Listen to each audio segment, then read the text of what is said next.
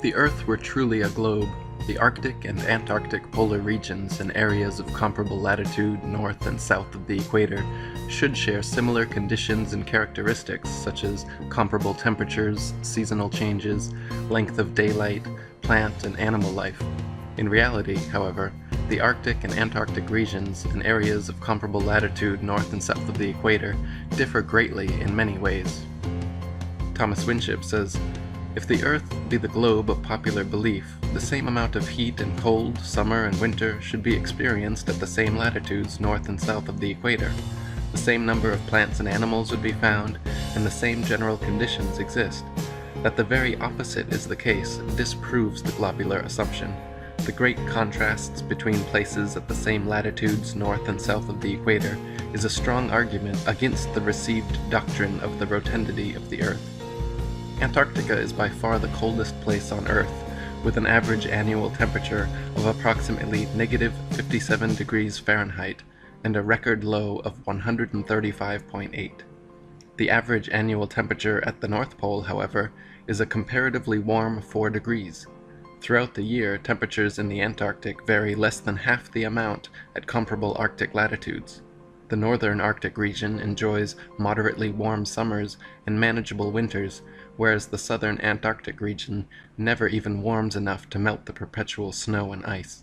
Thomas Winship wrote, "This uniformity of temperature partly accounts for the great accumulation of ice which is formed, not on account of the great severity of the winter, but because there is practically no summer to melt it. In the Antarctic there is eternal winter and snow never melts. As far north as a man has traveled, he has found reindeer and hare basking in the sun, and country brilliant with rich flora. Within the Antarctic Circle, no plant is to be found. The island of Kerguelen at 49 degrees southern latitude has only 18 species of native plants that can survive its hostile climate. Compare this with the island of Iceland at 65 degrees northern latitude. 16 degrees further north of the equator than Kerguelen is south, yet Iceland is home to 870 species of native plants. On the Isle of Georgia, just 54 degrees southern latitude, the same latitude as Canada or England in the north, where dense forests of various tall trees abound, the infamous Captain Cook wrote that he was unable to find a single shrub large enough to make a toothpick. Cook wrote, "Not a tree was to be seen. The lands which lie to the south are doomed by nature to perpetual frigidness, never to feel the warmth of the sun's rays, whose horrible and savage aspect I have not words to describe. Even marine life is sparse in certain tracts of vast extent, and the seabird is seldom observed flying over such lonely wastes. The contrasts between the limits of organic life in Arctic and Antarctic zones is very remarkable and significant. Vegetables and land animals are found at nearly 80 degrees in the north, while from the parallel of 58 degrees in the south, the lichen and such-like plants only clothe the rocks, and seabirds and the cetaceous tribes alone are seen upon the desolate beaches. In the Arctic there are 4 clearly distinguished seasons, warm summers, and an abundance of plant and animal life, none of which can be said of the Antarctic. The Eskimo live as far north as the 79th parallel, whereas in the south no native man is found higher than the 56th. Admiral Ferdinand von Wrangel, the 19th century Russian Arctic explorer, wrote how in the north, countless herds of reindeer, elks, black bears, foxes, sable, and gray squirrels fill the upland forests. Stone foxes and wolves roam over the low ground. Enormous flights of swans, geese, and ducks arrive in spring, and seek deserts where they may molt and build their nests in safety. Eagles, gulls, and owls pursue their prey along the sea coast. Ptarmigan run in troops among the bushes. Little snipes are busy among the brooks and in the morasses. The social crows seek the neighborhood of man's habitations, and when the sun shines in spring, one may sometimes even hear the cheerful note of the finch, and in autumn that of the thrush." W.N.R. Chambers, in Arctic Explorations, wrote, "Beyond the 70th degree of southern latitude, not a tree meets the eye. Wearied with the white waste of snow, forests, woods, even shrubs have disappeared, and given place to a few lichens and creeping woody plants, which scantily clothe the indurated soil. Still, in the farthest north, nature claims her birthright of beauty, and and in the brief and rapid summer she brings forth numerous flowers and grasses to bloom for a few days, to be again blasted by the swiftly recurring winter. The rapid fervor of an Arctic summer had already, June 1st, converted the snowy waste into luxuriant pasture ground, rich in flowers and grass, with almost the same lively appearance as that of an English meadow. In New Zealand, situated at 42 degrees southern latitude, on the winter solstice the sun rises at 4:31 a.m. and sets at 7:29 p.m., making the longest day of the year 14 hours and 58 minutes. On the summer solstice, the New Zealand sun rises at 7:29 a.m. and sets at 4:31 p.m., making the shortest day 9 hours and 2 minutes long. Meanwhile, in England, a full 10 degrees farther north of the equator than New Zealand lies south, the longest day is 16 hours and 34 minutes, the shortest day 7 hours and 45 minutes. Therefore, the longest day in New Zealand is 1 hour and 36 minutes shorter than the longest day in England, and the shortest day in New Zealand is 1 hour and 17 minutes longer than the shortest day in England.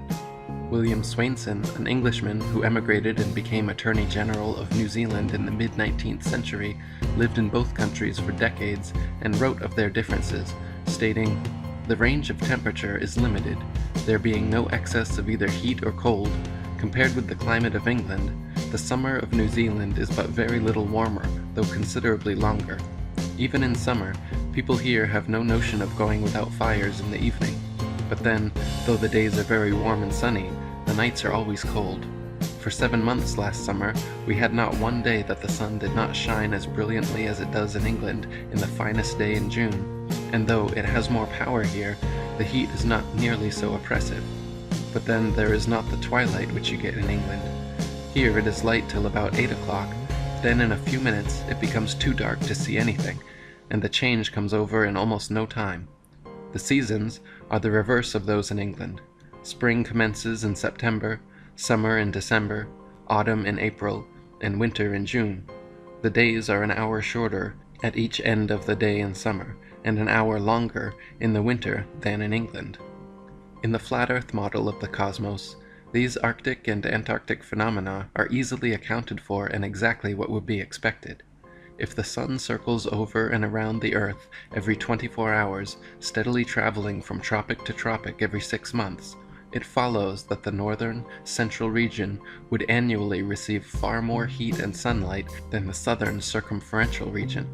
Since the sun must sweep over the larger southern region in the same 24 hours it has to pass over the smaller northern region, its passage must necessarily be proportionally faster as well.